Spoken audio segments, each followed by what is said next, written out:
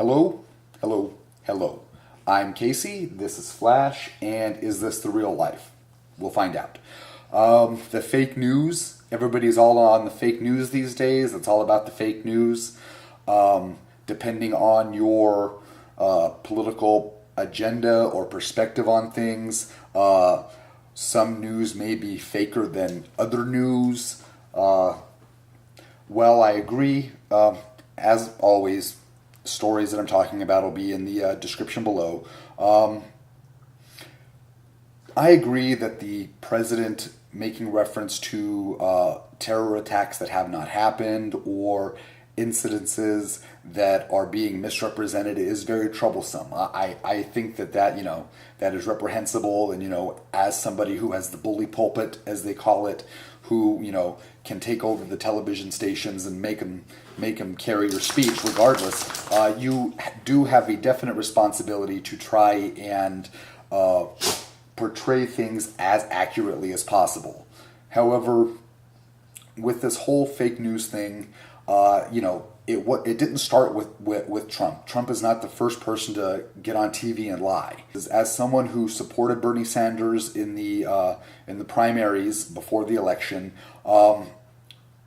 and I'm going to post a very, very great example of it, is a story in the Washington Post where basically they had to apologize because they ran a picture of a woman being attacked in a story about Bernie bros attacking female reporters, when in reality the person portrayed in the picture was a Trump supporter being attacked by people who do not support Trump.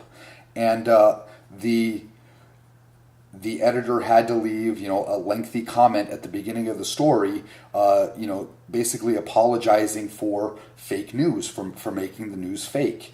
And when you do things like that over and over again, when you continually make mistakes like that, it makes people wonder, are you really making mistakes? And along with the fake news, something that actually goes hand in hand with it, in my opinion, would be those kids in Chicago, I think it was. They're the ones who kidnapped the mentally challenged Trump supporter, and they tortured him over a weekend on Facebook. They live streamed it. And when you portray someone as the second coming of Hitler, and you're basically hyping him up as someone who is going to destroy the world, and he's going to start locking up people of color, which he may actually do. But the point is that you can't wonder why people, and you can't be surprised when people begin to take direct action against those people they feel support him. Now, I'm not saying what those kids did with the guy they kidnapped and tortured was right. I think anytime you're being violent against another human being, it's definitely wrong. I'm not saying they should get a pass. I'm not saying that they are not the ones at fault, because they're the ones who took action and kidnapped that guy. But the reality is when you hype somebody up to be as evil as Trump has been hyped up to have been in our media, it really makes me wonder why more people have not started stepping up and taking direct action against him, or direct action against his supporters. If you really believe he is the second coming of Hitler, then how can you not take action? That's my question. If you really believe he's that bad, how can you not take action? Myself, I was a Bernie Sanders supporter before, then a Jill Stein supporter, and many of my friends, people in my circle, my news feed, wonder if this is what I wanted. And what I wanted was, in voting for Jill Stein, was for Jill Stein to get more than 5% of the popular vote. Unfortunately, that did not occur. She only got a little bit more than 1% of the popular vote. And as a consolation prize, though, I note that pretty much everybody who is not a Trump supporter now has a common enemy to focus their attention on. And that is a bit of a consolation prize to me, knowing that, everybody hates Trump.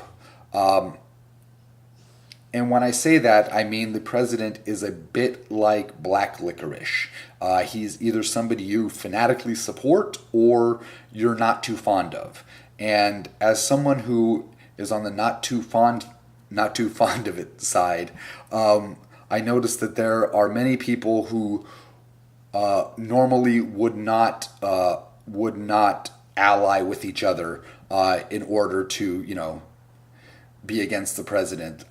Even more so than before the election. I see there's a lot of people who are libertarians or anarcho-capitalist types, very much against President Trump, as are people who would be considered leftist or socialist Democrats, those type of people. Although those groups may not always see things from the same perspective, they all definitely don't like Trump, and so that is something I can sort of be thankful for.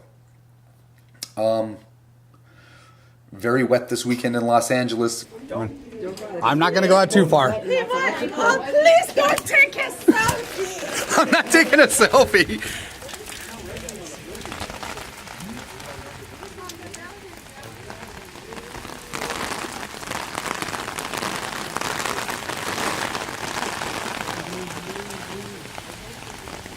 Hey, the power line is down too. Oh, damn.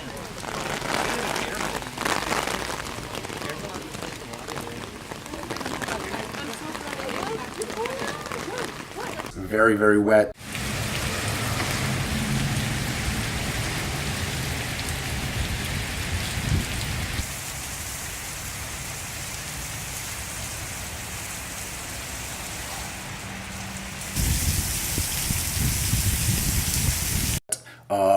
Not too exciting. I mean, a tree fell down outside my work, and the fire department came out. They made sure to take the power lines away to make sure nobody would get electrocuted.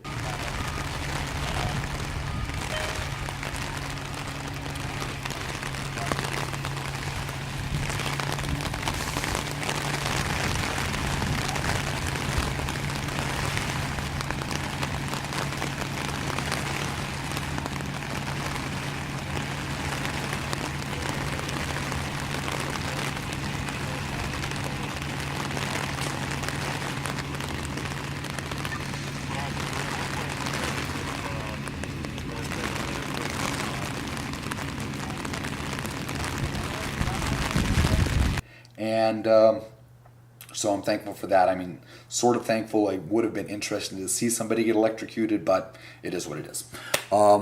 Fortunately, no one was hurt. And hey, thank you for checking out Is This the Real Life? Hope you guys have a great President's Day weekend, and we'll see you soon.